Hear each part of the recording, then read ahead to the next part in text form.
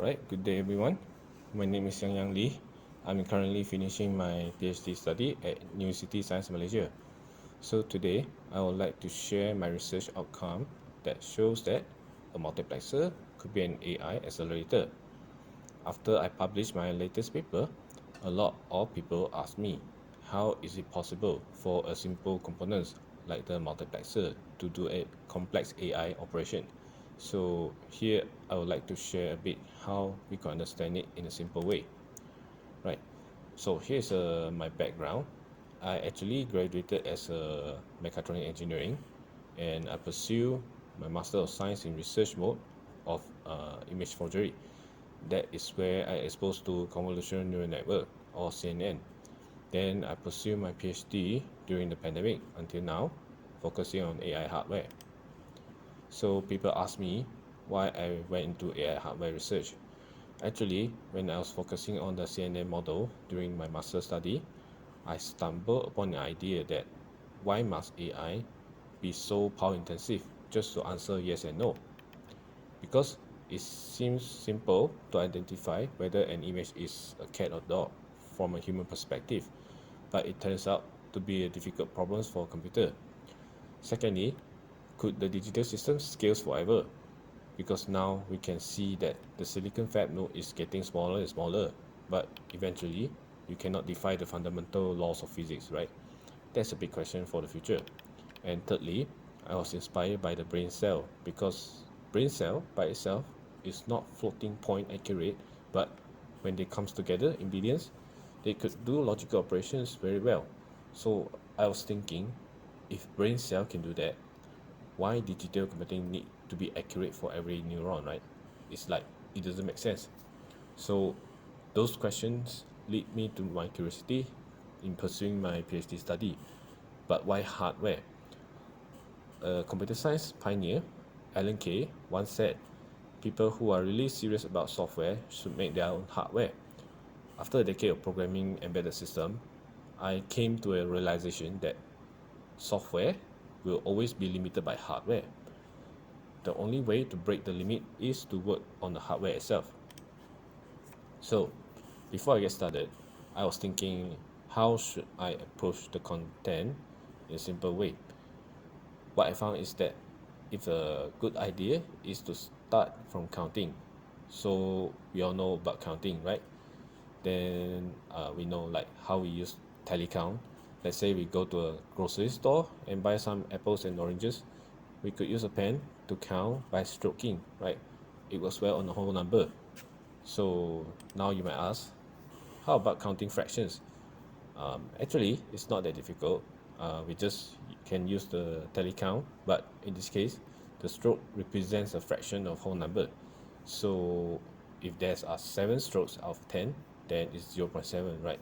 So what you see here is actually a fixed point representation, which is widely used position format in FPGA.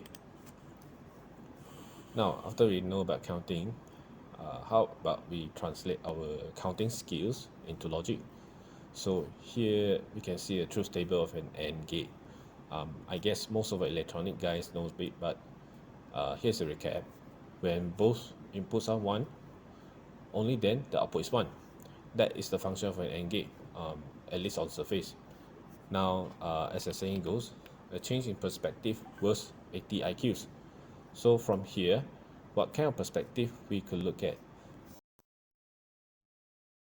The truth table vertically, right? So if we interpret 0011 and 0101, both represents 1 over 2, right? Because there's 2 1 bits out of 4 clocks. So you could represent the bit stream as half. Then you get the output of 1 bit out of 4 clocks, which represent 1 over 4. Now, if you observe carefully in mathematics, right, half times half is exactly 1 over 4, right? So does that mean an AND gate could do multiplication? When I first saw this idea, I was like, what the heck is this? Like, is it a black magic or something? Because I knew that from binary computing, multiplication is resource intensive, a lot of AND or OR gates. But How the heck a single AND gate could do that? The key is how we represent the data, right? So actually, it's known as stochastic computing domain, but not many people know about it. It was once a hot topic in 1960s, but it soon cooled off by some reason and disappeared in the computer science history. I don't know why, but of course, some people are still actively doing research on this area. The idea of stochastic computing is to acknowledge that probability is part of computing. Now, as a requirement of computing changes over time, especially in the AI workloads, I believe that stochastic computing is making a comeback for a few reasons. First is the size of transistor. When you get the transistor smaller, they were exposed to quantum noise and tunneling. They are prone to noise and error. So if stochastic computing is to be utilized, its noise resilient property might be a good candidate for the digital logic to scale further.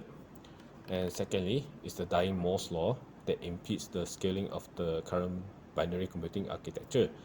So with a single AND gate to do multiplication, you could potentially do a lot of computation in a single chip, right? Like how many transistors in billion or trillions on a single chip nowadays, right? Also, now the AI computations require less precision. So when you are not asking a lot of precision, then stochastic computing could be a good candidate, right? If you still not believe that AND gate could do multiplication, in probability definition, intersection of two independent events is multiplication of two probabilities, and that is exactly the AND gate operation of the AND gate, right? As simple as that. Surprisingly, multiplication in stochastic computing is very simple. So some of you might ask, how about OR gates, right? Does it do addition instead of multiplication? And actually, it's quite complicated. First, we see that the probability function of the OR operation or union, in the probability union, you have to add both probabilities, but you still have to minus the intersection part. So from here, let's say if both values are very small such that the intersection part is negligible, right? Then you could theoretically add two values only if both values are very small, right? So adding values in probability is a bit complicated. Instead, there's a workaround to do addition, not the true addition, but the scaled down version of addition. So here, by using a multiplexer or mux, we could technically do addition but as scaled down version. We halve the output as long as the select input value is 0.5, as proven in the probability function here. But the problem here is the effective position is half because we divide the outcomes by 2. To mitigate the position loss problem, we actually need to double the stochastic computing run length to preserve the position information, which doubles the computing latency. This is just for Max 2. Max 4, Max 8 and beyond could add more values, but the scaling effect getting worse for large summation. This is known as a scale adding position loss problem in the stochastic computing. So if you are using Max as an adder, you got to live with that problem. But actually, Max can do more than that. Obviously, let's see how. By probability definition, there's no definite rules to say that the Max could do addition only. It's just probability. So what if we ask a different question, like what if we use the select input as 0.3, right? So if that's the case, then the outcomes become a tiny multiply accumulate operations or MAC operation. So from here, the scaling properties of the Mux could be exploited as a stochastic computing multiplier. And also, you have a scaling free addition in the stochastic computing domain. So now you see that the max can do more than addition. If you send the right probability function to the select input, it could actually do multiply accumulate operations. Of course, this is just an example of max2. Now, since the AI has to multiply and accumulate so many numbers in the same time, could it be scaled to max4 and beyond? The answer is, if we do it properly, of course we can. So here's a simple animation that are trying to show you how the max could do math operation just by counting. In this example, although a max could only function as a data selector, in stochastic computing domain, a well-programmed max2 output can exactly match the math function. But now, what if we could do it in max4? The key here is to introduce some programmability on the select input. So here I make the value of 0.2, 0.4 and 0.5 for the select input, and I can reproduce the math function as 0.4a plus 0.1b plus 0.3c plus 0.2d, right? So I could control this output by using a modified truth table. From here, we can target any math function we wanted, provided that the sum is 1. From here, we could see that the most significant bit of the max4 input is of course the overall probability, which is 0.5. But what about the lowest significant bit of the max4? Here, we use a conditional probability theory, such that when the most significant bit is 1, the lowest significant bit will have its function swap, which is 0.4. Similarly, using the conditional probability function, we can derive that the input of the function is 0.2. So here we could reprogram the select input of max4 in a pseudo-random pattern in such a way that in the end, the select frequency of the input match with the desired math function. So now with the same principle, we could technically scale it to max 8 and beyond.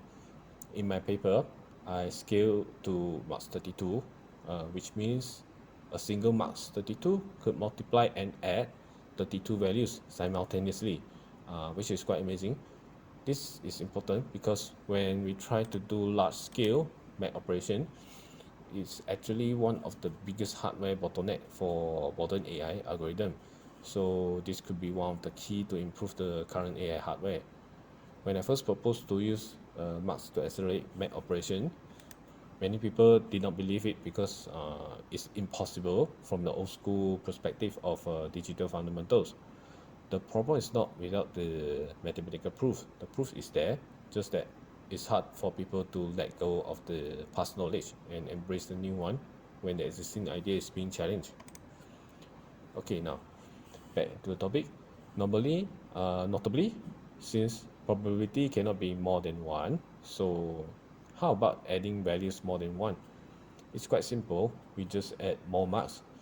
There's a thing in computing, stochastic computing called parallel counter. So it counts the number of ones from multiple marks and recover it into binary value. So by using parallel counter, we could add up probability value more than 1. Here we can see the conventional circuits on the left side and the proposed marks as a math operator on the right side. The immediate effect is that marks can do math operation, so it could eliminate the traditional AND gate multiplier.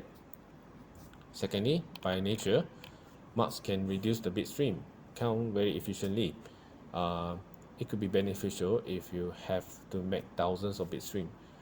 Thirdly, when there's no position loss problem since it's not scale addition, while having a perfect scaling free math operations in the end, which is technically hard to achieve in most of the conventional stochastic computing method. Also, it could provide highly flexible architecture. It's not just limited to max 2 or max 4. It could be max 8, 16 or 32 depending on the distributed weights. So here I just name a few benefits using max as a math operator. So in summary, we learned that an AND gate can do multiplication and also max can do scale addition. But what if we rediscover that Mux can be a math operator? Then we could eliminate a lot of traditional problems in the stochastic computing domain. It also shows that if you program the Mux correctly, it could perform large-scale math operation. So this is my simple presentation on my research outcome. So if you'd like to know more about it, you can refer to my paper. Feel free to comment and I'll try to answer your question. So thank you for your time and have a good day.